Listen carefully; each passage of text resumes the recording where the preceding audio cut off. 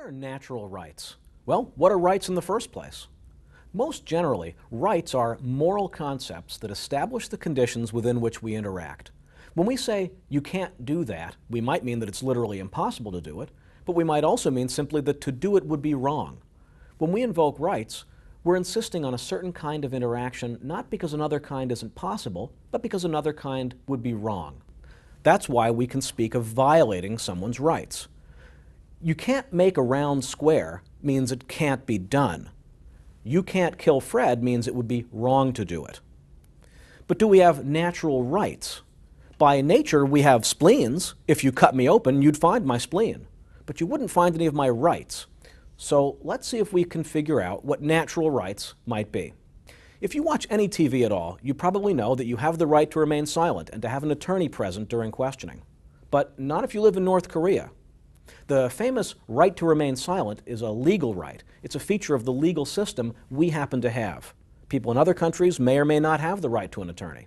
Similarly, if you're 18, you have the right to vote, but not if you were 18 in the 1960s. In 1971, the Constitution was amended to extend voting rights to 18-year-olds who had previously not enjoyed that right. A few years later, 18-year-olds lost the right to drink beer. These are examples of legal rights or constitutional rights. We have whatever legal rights the lawmakers say we have, and they can change at any time. But the Declaration of Independence refers to inalienable rights. Those aren't the sort of things that could change. Are there any such things? Because we get legal rights from the lawmakers, people sometimes make the mistake of saying that rights come from the government. But when the American colonists declared independence from Britain, they got rid of their government. Did that mean that they no longer had rights? Nope, that's the whole point. They thought that they had rights that didn't come from the government.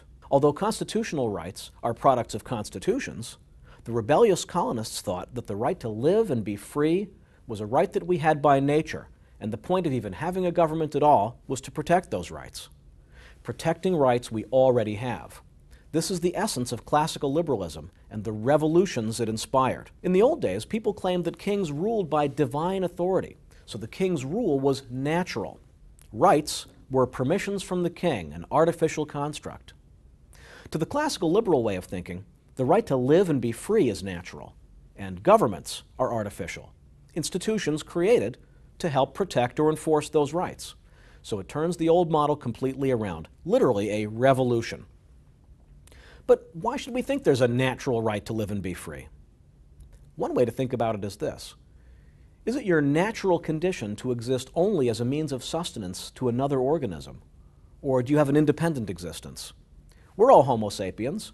The old model had us thinking that the so-called nobility were literally a better breed of person, naturally suited to rule over the so-called commoners, whose inferior dispositions made them suitable only to serve. I'm pretty sure that's not true. What do you think?